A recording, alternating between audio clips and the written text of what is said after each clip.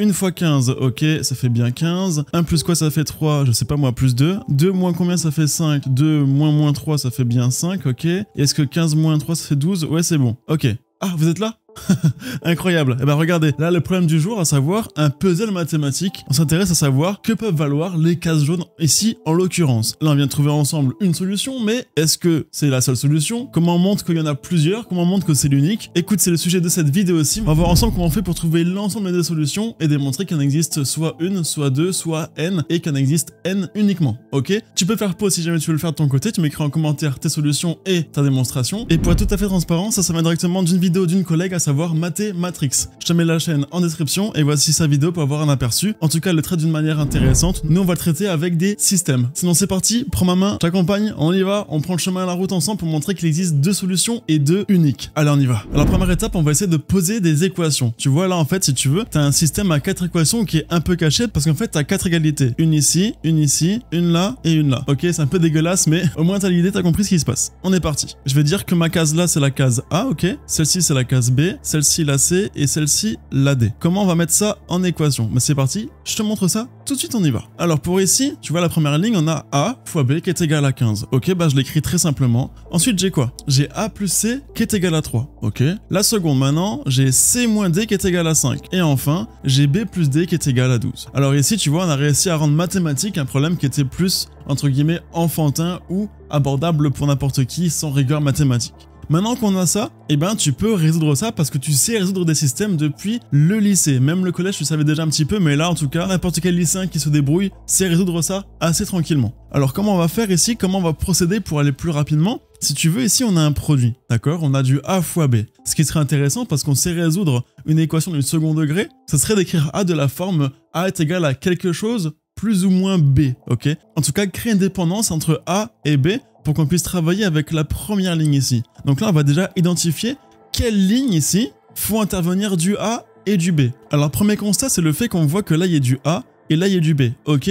Mais encore un constat encore plus intéressant, c'est que là, j'ai un plus D et là, j'ai un moins D. Si jamais j'additionne la ligne là et la ligne là ensemble, je vais pouvoir faire sauter les D et j'aurai plus qu'une dépendance entre B et C. Et là, c'est intéressant, pourquoi? Parce que ici, j'ai du A plus C, et là, j'aurai du B plus C, d'accord? Tu vois ce que je veux dire? Alors c'est parti, on va déjà travailler avec les deux lignes du bas. Ça implique quoi? Alors les premières lignes ne bougent pas, je vais simplement les réécrire bêtement, parce qu'on s'intéresse ici au calcul seulement de L3 et L4. Alors je te l'écris. Super, j'ai tout réécrit. Maintenant ce qui a changé, c'est L4. Je vais faire la ligne là, plus la ligne là. Donc là j'ai C moins D, plus B, plus D. Donc eux, ils vont s'annuler entre eux, et je vais simplement avoir du C plus B ici, ok? Et on n'oublie pas, ici c'est 12 plus 5. Donc 12 plus 5, ça fait 17. Super. Maintenant, comme je t'ai dit, ce qui est intéressant ici, c'est que maintenant là j'ai du B, là j'ai du A, avec une dépendance en C et une dépendance en C ici. Si je veux avoir une ligne qui dépend que de A et de B pour faire ce que j'ai dit au-dessus, il faudrait soustraire la ligne là avec celle-ci. Pourquoi? Parce que regarde, j'aurais du A plus C moins C plus B, ok? Le C moins C vont s'annuler et j'aurai plus que mon A et mon B, et du coup je pourrais créer, comme on dit, une dépendance entre A et B. Tu vois ce que je veux dire? Allez, c'est parti, on continue. Incroyable. Donc je réécris bêtement la première ligne, donc j'ai AB qui est égal à 15, ok? En dessous j'ai quoi? L moins L. Donc A plus C moins C moins B. J'ai quoi? Et bien il me reste plus que A, les C vont s'annuler, moins B. Donc j'ai A moins B qui est égal à quoi? À 3 moins 17. Donc, moins 14, c'est ça, moins 14. Et en dessous, ça bouge pas. Et là, maintenant, je vais pouvoir donc transformer mon A en quelque chose qui dépend de B. Comment je vais faire? Eh ben, je vais simplement envoyer mon B de l'autre côté, et j'aurai donc mon A qui sera égal à moins 14 plus B, c'est ça. Je vais faire plus B à gauche, plus B à droite, et donc j'aurai plus que A est égal à moins 14 plus B. Excellent, on est parti. A est égal à B moins 14. Et en dessous, ça ne bouge pas. Tu vois ce qui s'est passé? T'as compris le processus? Là, en tout cas, c'est la manière la plus rapide de créer une dépendance entre A et B. On a d'abord traficoté ici une égalité pour faire apparaître du A et du B avec une dépendance avec une même variable ici. Et ensuite, deuxième étape, on les a soustraits entre eux. Maintenant que j'ai ça, je peux directement intégrer, si tu veux, mon A dans la première ligne comme j'avais prévu depuis le début. Il faut vraiment que tu aies un chemin en tête pour ensuite pouvoir te plonger à fond dedans et aboutir à ce que tu veux. Tu vois ce que je veux dire? Ok, donc là en l'occurrence, je vais simplement remplacer le A qui est ici par sa valeur en dépendance avec B. Alors c'est parti, on le fait ensemble. Donc ça implique quoi? Ça implique ce nouveau système, à savoir B-14, je remplace le A, fois B, qui est égal à 15. ok?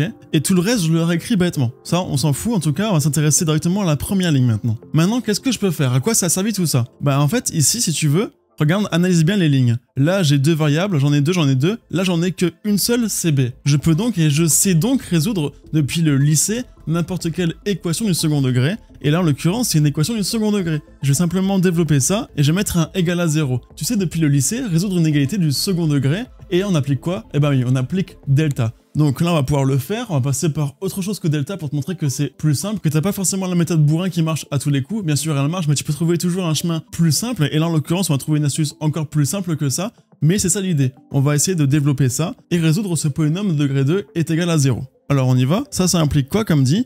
Je développe le dessus. Donc là, j'ai quoi? J'ai b fois b, donc j'ai b carré, moins 14b, ok, moins 15 est égal à 0. Et en dessous, j'ai quoi? Donc là, le a, il bouge pas, c'est bon. Donc a est égal à b moins 14. Le c, je vais pouvoir l'isoler. C, c'est égal à quoi? Bah, c'est simplement égal à 5 plus d. Je fais plus d à droite, plus d à gauche. J'ai donc c qui est égal à 5 plus d. Pourquoi je fais ça? Simplement pour isoler ma variable et ensuite pouvoir calculer beaucoup plus simplement. Donc c ici, comme dit, c'est 5 plus d. Et b, il vaut quoi? Eh ben, il vaut 17 moins c. Je fais moins c de part et d'autre. Alors, comment on fait pour résoudre ça maintenant? Le b carré moins 14b moins 15. Sache que le fait de trouver un polynôme de degré 2, ça permet de faire quoi? Ça permet de trouver, en général, deux racines, une racine ou 0 dans R. Et je sais aussi qu'un polynôme de degré 2 peut s'écrire de la forme là, x moins alpha fois x moins bêta, ok? Là, en l'occurrence, on ne sait pas encore, donc on peut chercher des racines évidentes. Est-ce que là, il y a une racine qui est évidente pour toi? Moi, je te rassure, il y en a une qui vraiment tape à l'œil, tente de remplacer des valeurs par 1, moins 1, 2, moins 3,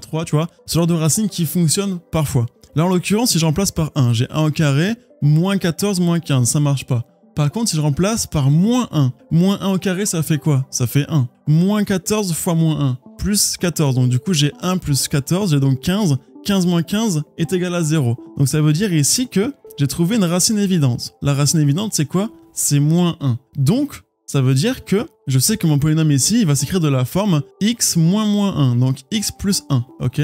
Que vaut bêta? Et bien pour trouver bêta, ce que tu peux faire, c'est que tu peux faire une division du polynôme là par x plus 1. C'est parti, je te montre. Voilà, je divise mon polynôme là par ça. J'ai posé la division comme je la faisais avec la division euclidienne, ok? C'est le même principe. Si jamais ça t'intéresse, je pourrais même faire une vidéo entière qui explique tous les cas possibles et comment ça marche pour n'importe quel polynôme de degré n, d'accord? Peu importe. Donc là, je le fais assez rapidement. Si jamais tu as une vidéo, tu m'écris ça en commentaire. Je te remercie pour ça. Alors ici, qu'est-ce qui se passe? Là, regarde, j'ai un b plus 1. Si jamais je multiplie ça par b, j'ai quoi? Eh ben, j'ai b au carré plus b. Donc là, en fait, c'est comme si j'avais moins b au carré moins b, ok? B carré moins b carré, j'ai donc 0. Moins 14b moins b, j'ai donc moins 15b, et je descends le moins 15. Hop là. Maintenant, comment je fais pour annuler ça? Eh ben, je vais faire moins 15. Pourquoi? Parce que moins 15 fois b, ça fait quoi? Ça fait moins 15, donc ça fait plus 15b. Moins 15 fois 1, donc plus 15. Le reste est bien égal à 0. Ça veut dire que quoi? Eh ben ça, c'est mon polynôme. C'est b plus 1 fois b moins 15. Ok? Donc là, je sais que les racines de ça, si jamais j'avais appliqué delta, ça aurait été moins 1 et plus 15. Mais en fait, ce qu'on doit conclure ici, c'est que ce polynôme-là, c'est le même que b plus 1, b moins 15 égale à 0. Tu vois ce que je veux dire? Donc là, sans m'embêter à faire du delta, sans m'embêter à faire des calculs qui sont assez longs et assez compliqués, tu peux parfois trouver des réponses beaucoup plus simplement, comme je l'ai fait ici. Et comme dit, si jamais c'était pas assez clair, je pourrais faire une vidéo entière qui en parle. D'accord? Donc je vais effacer ça. Juste le temps que je fasse ça, je t'encourage à liker, partager, mettre la cloche, commenter si tu veux. Tu m'écris tout ça en commentaire. Tu peux me soutenir par rapport à ça et même récupérer les PDF, mes méthodes, enfin le Discord, tout ça c'est disponible en description ou juste là-haut. Oh là là, en note. T'as plus qu'à cliquer et à te régaler. Et nous, on est reparti. Et juste avant de finir l'aparté, pour ceux qui veulent, comme dit et comme certains me posent la question, oui, je fais des cours particuliers. Et si jamais tu veux en faire avec moi, t'as plus qu'à remplir le formulaire qui est en description juste ici. Comme ça, moi je t'appelle, on peut en parler et mettre ça en place. Collège, lycée, brevet, bac, peu importe ton projet, on peut en parler, ok? Allez, c'est parti, on continue. Alors le fait de savoir que ça s'écrit de la forme là, ça veut simplement dire que, eh ben b, il vaut soit moins 1, d'accord? Regarde, si jamais je fais b qui est moins 1, ça fait bien 0. Ou alors b, il vaut 15, parce que 15 moins 15, ça fait aussi 0, d'accord? Donc ça veut dire que je peux transcrire mon système là en deux systèmes. À savoir, le premier, c'est quand b est égal à moins 1, ok? Là, j'ai écrit ce qu'il y a en dessous bêtement sans calculer, tu vas voir. Ou bien, eh ben c'est le cas où b, il est égal à 15, ok? Donc si b est égal à 15, qu'est-ce qui se passe? Eh ben je réécris totalement ce qui est écrit ici, parce que finalement, les valeurs de A, C et D vont dépendre simplement de la valeur de B qui est fixée au-dessus, tu vois. C'est pour ça qu'il y a toujours une dépendance avec une autre variable pour les autres variables qui sont justement en dessous, d'accord? Super. Là, il y a un truc normalement qui est un peu enquiquinant, c'est que on se rend compte que B, il est fixé, il n'y a pas de problème. A, il est fixé, C, il est fixé, mais là, on recalcule B. C'est pas ce qui nous intéresse. Nous, on veut savoir ce que vaut D. Et pour savoir ce que vaut D, il faut d'abord savoir ce que vaut C. Sauf qu'on sait pas ce que vaut C parce que là, on travaille qu'avec du B. Donc, on va simplement retravailler celle-ci pour savoir ce que vaut C et retravailler celle-ci pour savoir ce que vaut D. Donc, en l'occurrence, B est égal à 17 moins C. Ça veut dire quoi par rapport à C? Ça veut simplement dire que moins C est égal à B moins 17. Donc, C est égal à 17 moins B, ok? Donc là, c'est 17 moins B. Et pour D, pareil, D, c'est quoi? Eh ben, c'est C moins 5. Je fais moins 5 de part et d'autre. Donc, moins 5 à droite, j'ai plus que du D. Moins 5 à gauche, j'ai plus que C moins 5. Donc, D, il vaut C moins 5. Hop là. C'est clair pour toi? Et enfin, dernière étape, question de rigueur, c'est qu'on a bien quand c'est dans l'ordre, tu vois, A, B, C, D. Là, j'ai B, A, D, C, c'est un peu embêtant. Donc, je vais simplement retravailler avec mes égalités. Si jamais j'écris L1, L2 ou L2, L1, ça changerait, un système est équivalent, ok? C'est parti, je vais réagencer tout ça pour avoir A, B, C et D. Hop là, waouh, incroyable ce qui s'est passé. Donc là, tu vois, on a réussi à écrire ça de la forme A, B, C et D, à chaque fois avec une dépendance en B et en C, mais ça, on va calculer juste ici. Et maintenant, je vais faire la même chose pour l'autre côté. Et tac, c'est magique, hein. Putain, je me crois Poulard alors que je fais des maths à minute 30, c'est n'importe quoi. Bref, on continue. Hop, j'ai fait ça sert plus à grand chose, on a compris ce qui s'est passé. Et tac, maintenant, comment je peux conclure tout ça? Et bah ça implique les nouveaux systèmes là. Donc, si jamais je sais que B, il vaut moins 1, A, il vaut quoi? Il vaut moins 1, moins 14. Donc A, il vaut moins 15. Le B, il bouge pas, c'est moins 1. Le C, il vaut 17 moins B.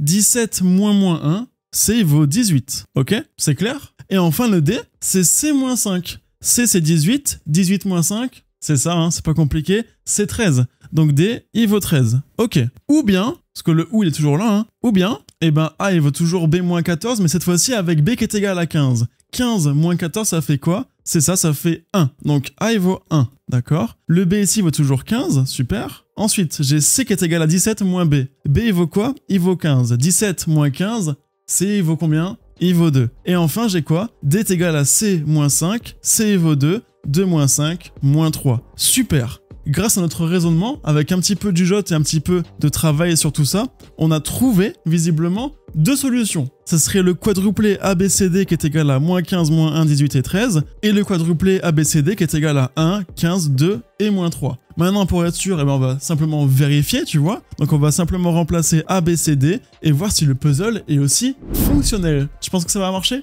Bah écoute, on va voir ça ensemble. Voilà, j'ai mis mon puzzle à 9 et on va voir si ça fonctionne très bien ou pas. Alors dans mon premier couple, mon A il vaut moins 15. Moins 15 fois mon B il vaut quoi? Moins 1. Moins 15 fois moins 1, c'est égal à quoi ça? C'est égal à 15. Ok. Pour le moment, ça c'est validé. C'est bien égal à 15 comme prévu. Super. Si jamais je dis que C, il vaut 18. Moins 15 plus 18, ça fait combien? Ça fait 3. C'est validé aussi. Super. Pourquoi? Parce que là, on voulait bien 3. D'accord. Maintenant, si jamais je dis que D, il vaut 13. 18 moins 13, ça fait combien? Eh ben ouais, ça fait aussi 5. C'est validé. Et enfin, on vérifie bien ça. Est-ce que moins 1 plus 13, ça fait bien 12? Ben oui, c'est bien égal à 12. Ça fonctionne. Ça veut donc dire que le quadruplé là est fonctionnel. C'est bien une solution à mon problème. Est-ce que la deuxième fonctionne? Ben on est parti, on va la tester ensemble. Là, je pose que mon A, il vaut 1. 1 fois 15. 1 fois 15, ça fait quoi? Ben ça fait aussi 15. Ça bouge pas? Ça marche bien?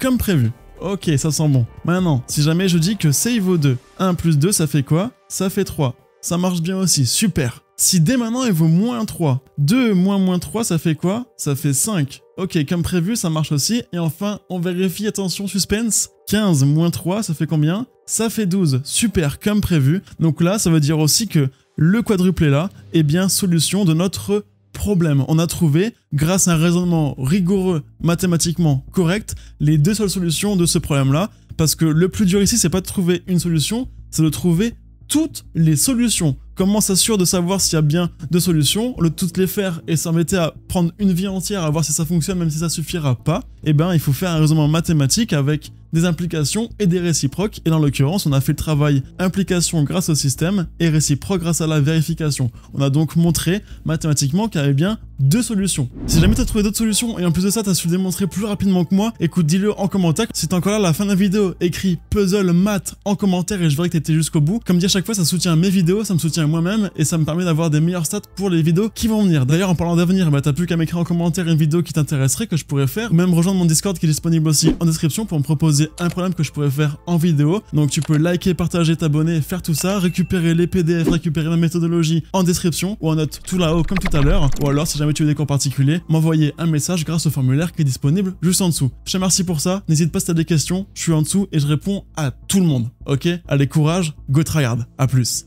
Ciao.